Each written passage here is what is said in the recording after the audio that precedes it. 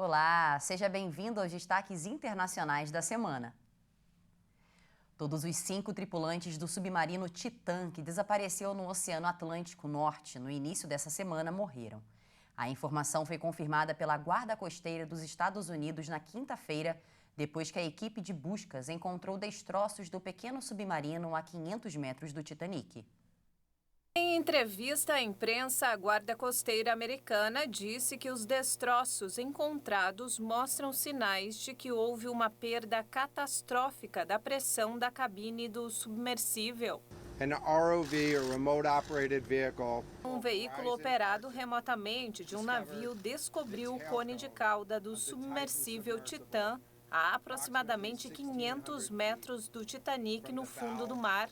Consultamos especialistas e eles concluíram que os destroços são resultado de uma implosão catastrófica no pequeno submarino. A cabine que protegia as pessoas da pressão do mar foi perdida. The debris is consistent with the catastrophic loss of the pressure chamber. As equipes de busca encontraram 5 grandes pedaços diferentes de destroços identificados como parte do submersível Titã. Eles foram analisados por especialistas e as famílias foram notificadas da morte dos passageiros. Segundo a Guarda Costeira, a busca e recuperação dos corpos dos passageiros deve continuar pelos próximos dias, apesar de ser um ambiente desafiador. De acordo com as especificações da empresa responsável pelo passeio, a Ocean Gate Expedition, o pequeno submarino tinha 96 horas de oxigênio disponível. Mesmo assim, as buscas prosseguiram para encontrar o Titã e seus 5 ocupantes. O empresário e aventureiro britânico Hamish Harding, o mergulhador francês Paul Harry, o empresário paquistanês Sachada Daud e o seu filho Suley Daud, além do CEO e fundador da Ocean Gate, proprietário do submersível Stockton Hood. A empresa Ocean Gate Expedition cobrou $250 mil, ou cerca de R$1.200.000 por um assento no Titã. A Ucrânia arrecadou cerca de 65 bilhões de dólares em novas contribuições financeiras para reconstruir a sua economia. O valor é equivalente a 300 bilhões de reais e foi arrecadado durante uma conferência em Londres. Os Estados Unidos também prometeram 1 bilhão e 300 milhões de dólares, ou mais de 6 bilhões de reais em ajudas, destinadas em especial aos setores de energia e infraestruturas. A Conferência de Londres buscava mobilizar os fundos necessários para reconstruir a Ucrânia a curto e médio prazo, mas também para fazer um chamado ao setor privado para que contribua ativando mecanismos que garantam seus investimentos no país. Cerca de 500 empresas de 42 países prometeram aderir ao esforço. Uma das mensagens principais que gostaria de reiterar é que estamos começando a reconstruir a Ucrânia este ano. Não estamos esperando pelo fim da guerra. Temos o apoio absoluto da coalizão pró-ucraniana nessa ideia. Um estudo do Banco Mundial, ONU, União Europeia e do governo ucraniano avalia em 441 bilhões de dólares, cerca de 2 trilhões e 100 bilhões de reais, o montante necessário à Ucrânia no momento para restaurar a economia. Ainda na Ucrânia, mas agora falando sobre o conflito no leste europeu, 3 pessoas morreram e 5 ficaram feridas em uma nova explosão causada por um vazamento de gás que destruiu parcialmente um edifício de 15 andares em Kiev, capital da Ucrânia. A explosão, que destruiu vários apartamentos em diversos andares do prédio na zona leste de Kiev, aconteceu durante a noite. 20 pessoas foram resgatadas do local, de acordo com o Serviço de Emergências, que publicou imagens do edifício parcialmente destruído. Socorristas ainda procuram pessoas entre os escombros. Uma investigação foi aberta por possível violação das normas de segurança. Uma ponte que liga a Crimeia anexada a uma região do sul da Ucrânia, parcialmente ocupada pelas forças russas, foi atingida por um ataque ucraniano. O governador russo da região declarou que não há vítimas e que os danos estão sendo avaliados. A ponte liga a Península da Crimeia, anexada pela Rússia em 2014, a uma área da região ucraniana de Kherson, que foi ocupada pelas tropas russas. O ataque acontece em meio à contraofensiva ucraniana em vários pontos da frente de batalha, em particular no sul do país. No Sudão, os conflitos recomeçaram após um cessar-fogo de 3 dias. O país, que é um dos mais pobres do mundo, vem enfrentando um confronto entre o exército e grupos paramilitares. Os moradores da capital acordaram com o barulho dos combates. O exército, sob o comando do general Abdel Fattah al-Burhani, e os paramilitares das forças de apoio rápido do general Mohamed Hamdani Daglo haviam prometido parar os ataques para permitir a passagem de ajuda humanitária no país do leste africano, um dos mais pobres do mundo. As tréguas anteriores foram violadas imediatamente após sua entrada em vigor. A comunidade internacional, reunida em Genebra, prometeu US$ 1,5 bilhão em ajuda, metade das necessidades propostas pelas organizações humanitárias. A ONU lembra que 25 dos 48 milhões de sudaneses não podem sobreviver sem ajuda humanitária. Falando agora sobre a viagem do presidente brasileiro Lula à Europa, o presidente cobrou uma posição mais branda da União Europeia para a finalização do acordo do bloco com o Mercosul. O discurso ocorreu durante a cúpula sobre o novo Pacto de Financiamento Global. Ao lado do presidente francês Emmanuel Macron, o presidente Lula chamou de ameaça as exigências da União Europeia para um acordo com o Mercosul. O petista deu as declarações durante a cúpula sobre o novo Pacto de Financiamento Global na França. No pronunciamento, Lula se referiu a dispositivos que prevêem sanções consideradas duras pelo governo brasileiro em caso de descumprimento de obrigações por parte dos países participantes do acordo. Nós precisamos tratar dos acordos internacionais, dos acordos comerciais. Os acordos comerciais têm que ser mais justos. Eu estou doido para fazer um acordo com a União Europeia. Mas não é possível, a carta adicional que foi feita pela União Europeia não permite que se faça um acordo. É preciso, nós vamos fazer a resposta. E vamos mandar a resposta, mas é preciso que a gente comece a discutir.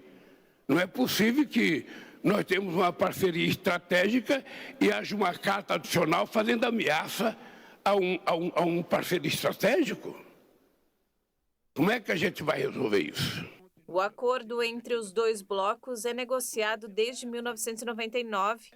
Agora, a União Europeia enviou ao Mercosul um documento com exigências a serem acrescentadas no acordo.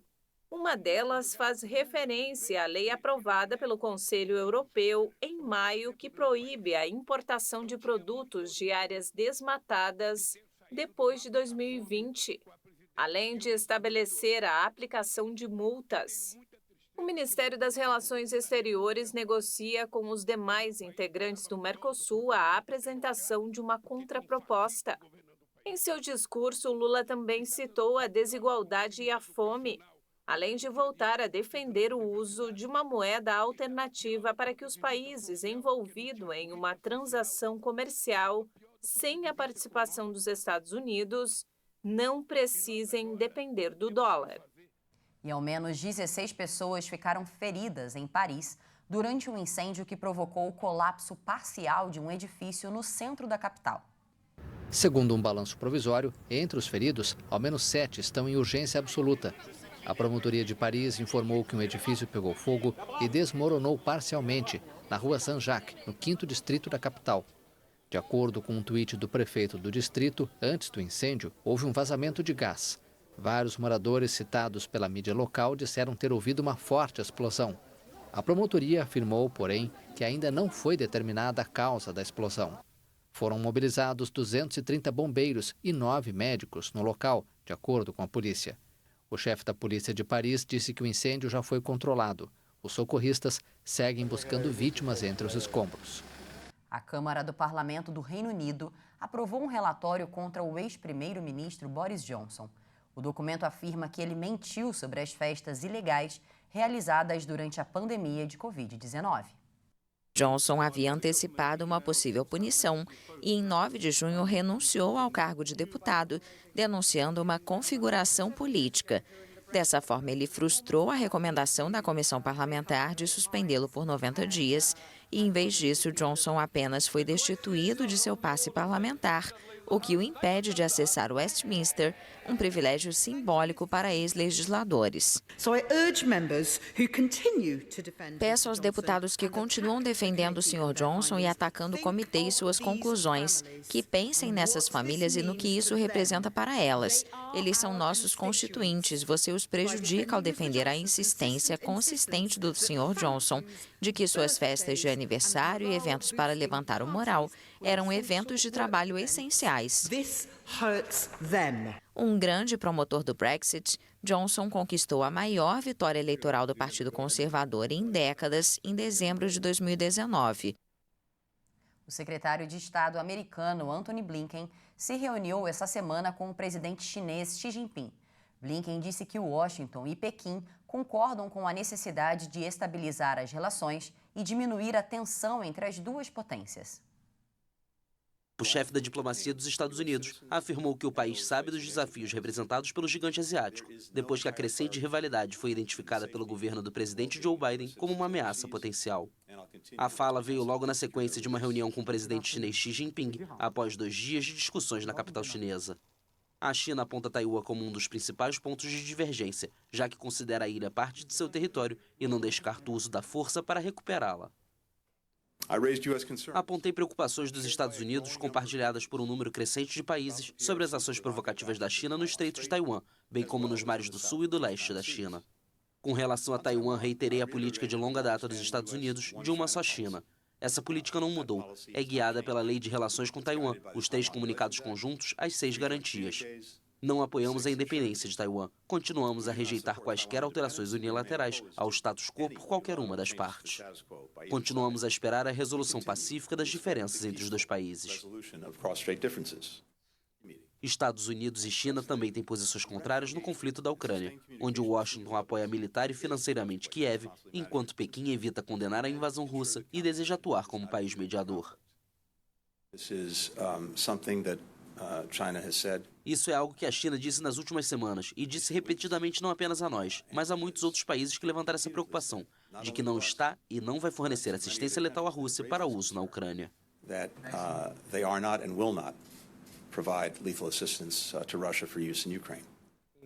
Esta foi a primeira viagem em quase 5 anos de um chefe da diplomacia dos Estados Unidos à China. Os Estados-membros da ONU aprovaram o primeiro tratado para proteger o alto mar. O acordo é essencial para proteger a vida e a saúde dos oceanos.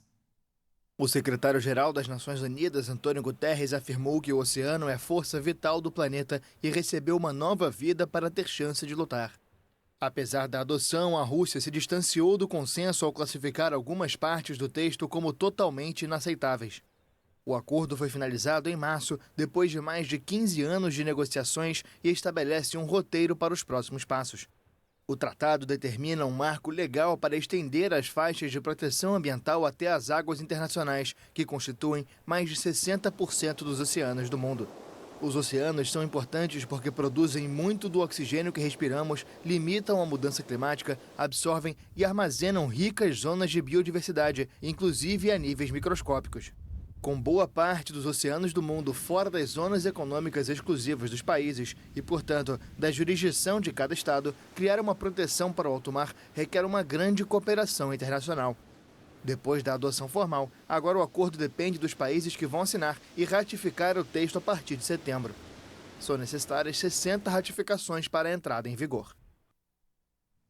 Muito bacana a iniciativa. E tem uma outra história muito legal antes da gente encerrar. Ex-pecuaristas da Amazônia colombiana lutam para salvar os animais atingidos pelo desmatamento na região. Eles romperam com a tradição da pecuária há uma década. Eles venderam o gado e cederam a terra para a floresta na área rural de São José de Guaviare. Hoje, cuidam da vegetação e resgatam animais afetados pelo desmatamento na Amazônia colombiana. Tem que conservar, proteger a floresta, porque ela é a fonte da vida, que vai nos dar água no futuro. Estamos 100% convencidos de que o foco é a floresta. Com o apoio do governo local, A família busca reabilitar a fauna e cerca de 60 animais se recuperam sob sua tutela, de tatus até uma jaguatirica. A maioria foi resgatada pela autoridade ambiental local, a Corporação de Desenvolvimento Sustentável da Amazônia do Norte e Oriental. Quase todos foram apreendidos de pessoas que os mantinham como animais de estimação ou tentavam vendê-los. Outros, como os pumas recém-nascidos, são vítimas do desmatamento em uma região que perdeu 25 mil hectares de floresta em 2021. Os Zapatas chegaram a esta região atraídos pelo programa Uma Terra Sem Homens para Homens Sem Terra. A maioria dos colonos, no final da década de 1990, se dedicava à pecuária ou ao plantio da folha de coca, matéria-prima da cocaína. Ambas as atividades eram realizadas em regiões devastadas. Atualmente, a reserva natural possui 40 hectares de floresta e os turistas visitam a trilha ecológica. Alguns visitantes chegam a contribuir financeiramente para o cuidado dos animais. Essa edição fica por aqui. Desejo que você tenha um excelente final de semana. Se quiser rever alguma das nossas reportagens, é só acessar o nosso canal Hit Notícias no YouTube. Obrigada pela sua companhia. Tchau, tchau.